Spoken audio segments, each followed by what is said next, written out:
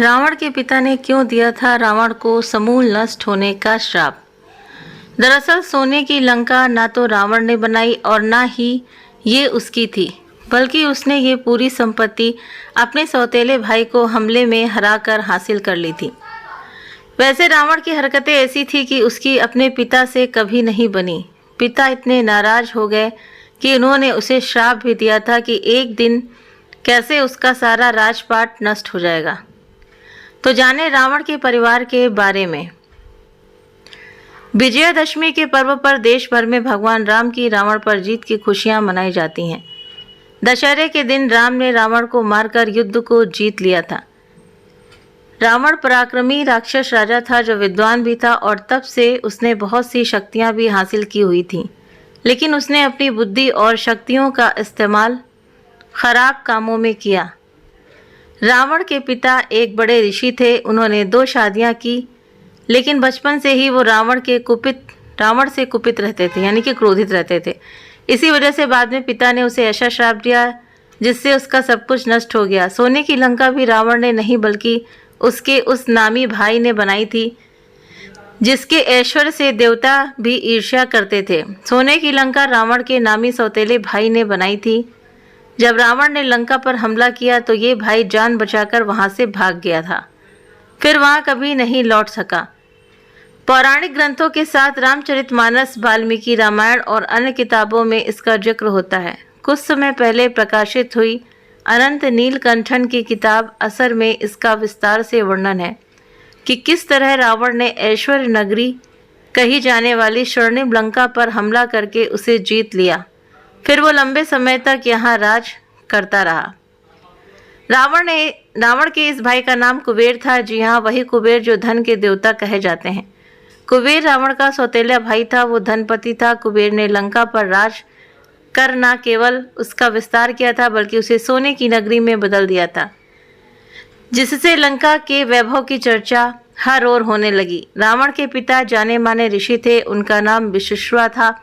उनकी 2 पत्नियां थीं। पहली पत्नी इलबिड़ा के गर्भ से कुबेर पैदा हुए, जबकि दूसरी पत्नी कैकसी से रावण, कुंभकर्ण, विभीषण और सुपर्णखा का जन्म हुआ।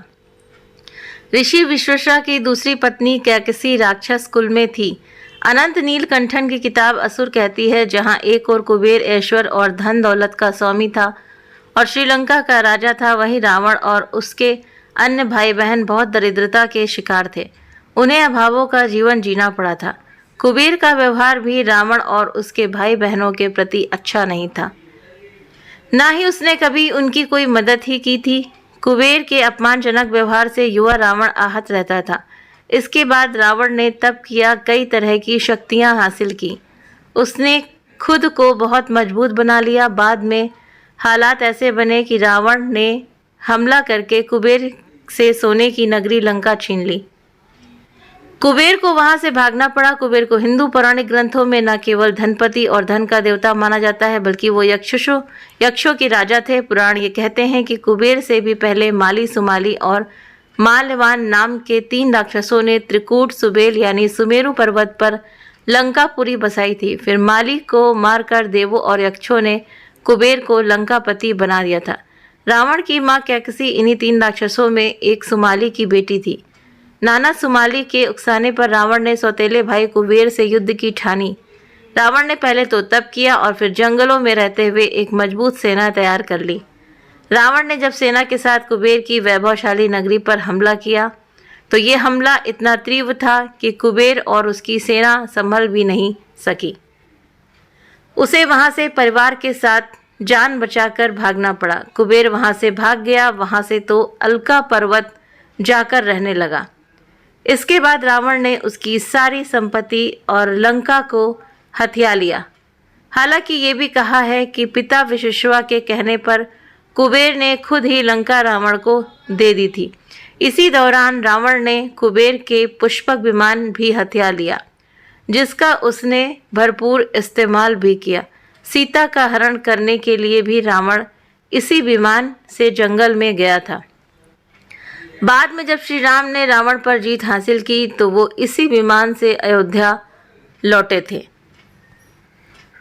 अनंत नीलकंठन की किताब असुर और रामानंद सागर के टीवी सीरियल रामायण के अनुसार रावण के पिता विश्वेश्वर उनकी हरकतों से नाराज रहते थे। उन्होंने उसे श्राप भी दिया था कि एक दिन ये लंका उसके हाथ से निकल जाएगी, उसे हार का मुंह ही नहीं देखना पड़ेगा बल्कि मृत्यु का सामना भी करना होगा। बाद में यही हुआ भी। तो रावण के पिता ने इसलिए श्राप दिया था कि रावण का जो समूल यानी कि उसका पूरा वंश ही नष्ट हो जाए, क्योंकि रावण जो था वो बहुत ही ज़्यादा बुद्धिमान और शक्तिशाली तो था ही, लेकिन वो दुष्ट प्रवृत्ति का था, उसके अंदर दुष्टता थी, लेकिन वो बुद्धिमान भी बहुत था। तो उम्मीद करते हैं कि ये कहानी आप सभी को पसंद आई होगी। वीडियो पसंद आए तो वीडियो को लाइक करें, चैनल पर पहली बार है तो सब्सक्राइब करना ना भूलें। आप अपने कमेंट भी करना मुझे ना भूलें। आप सभी के सहयोग के लिए बहुत बहुत धन्यवाद।